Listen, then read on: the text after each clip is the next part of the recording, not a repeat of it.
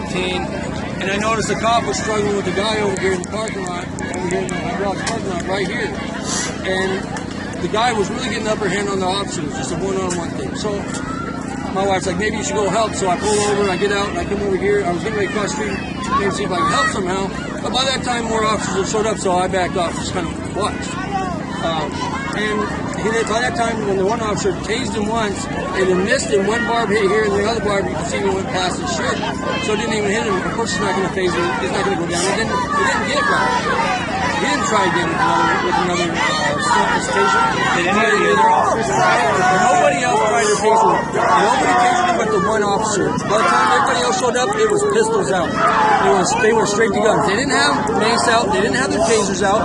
And this bullshit that the fucking captain is saying that he threw multiple rocks at him and hit him, that's a bullshit lie, and I'll say it to the man's face. He threw one rock at him. He bent down, picked up two good-sized rocks. He threw one. It completely missed the officers. And by that time, they started to try to chase him down and kick at him.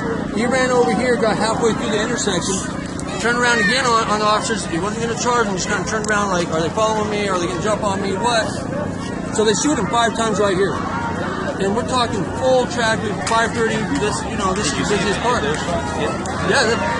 From what I've seen, a couple hit him for sure, because the way he hit him in the shoulder, you can see it just kind of nudged like that.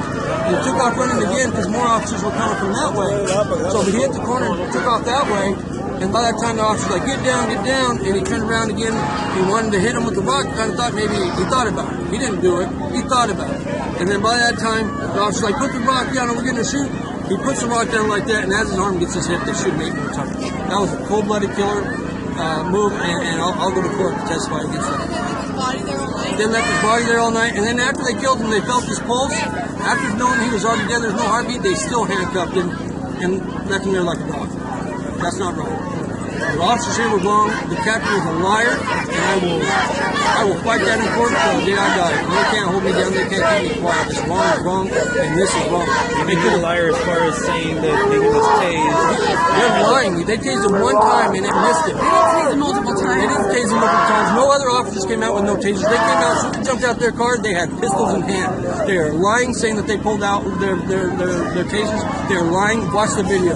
Do you see anybody else with a taser? I see all black handguns in every officer's hand that was chasing them down. There was no taser. There was no mace. There was no billy clubs. It was pistols. They knew what they wanted to do from the get-go. They wanted to shoot this guy. Let's be real.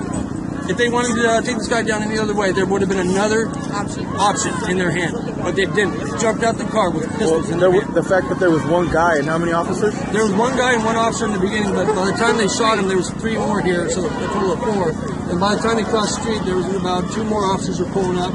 They stood 3 wide, shoulder to shoulder, the cops did, and that's when they opened fire on him. And what happened when you tried to tell your story?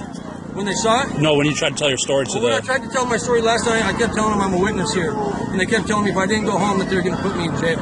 Repeatedly, over 20 times, threatened to put me in jail if I didn't be quiet and go home. But I was boisterous. It was wrong what they did, and I'm not. Did they tell you why they were planning on arresting you if you didn't leave? They wouldn't give me an explanation. They said, I'm causing a scene, and because you keep yelling I keep yelling. I was telling you, what you did was wrong. If I see something wrong, I'm going to point that out. And when you were yelling, were you on private property? I was on private property on Pasco property. And, I wasn't the only one to see it. This is 5:30 in the afternoon at 10th and Lewis. If you know anything about 10th and Lewis at 5:30, you know it's packed right here. This is like one of the busiest parts in the whole Tri-Cities. Well, Pasco for sure, 5:30. What do you think of the fact that they completely disregarded all other people around and businesses and cars? The fact that they disregarded that there were so many people here to go to pistols and shoot them in the intersection, feet from the hoods of cars. Honey, if you take a window behind him, there's a bakery right there with a window. 2 businesses that are open for business. But he was across the street. You can see a window right there. There was people inside that bakery watching the action. That could have easily missed. Did it appear like a life-threatening situation? No, not at all. The guy was running away. Every time they shot him, he was going away from them, trying to get away. He wasn't charging them. He wasn't doing nothing but trying to get away. Yes, he was fighting with them a little bit. Should he have done that? No, absolutely not. But you know what? They didn't deserve death. death penalty is decided by judges, not police. Has the police department contacted you afterwards? The Pasco Police Department has refused to talk to me. The only ones that have talked to me is the Richland Police Department. They haven't even contacted you for a statement.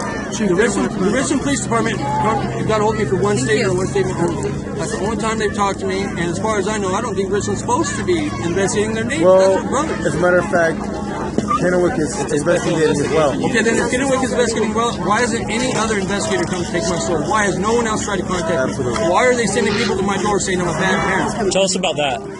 Today, I get home from, I went to City Hall to help, trying to get some answers from the captain. By the time I get home, I had CPS at my freaking door saying I'm a bad parent because I had my kids out here. I was going to the store. How was I going to know the police department was going to shoot somebody? Was I just to expect the police to shoot somebody? So I bet, there's some maximum cops. I better hide the kids. I don't think it was that. I think it was because we went to City Hall today because we only had Caitlin and Brendan with us, not Lizzie.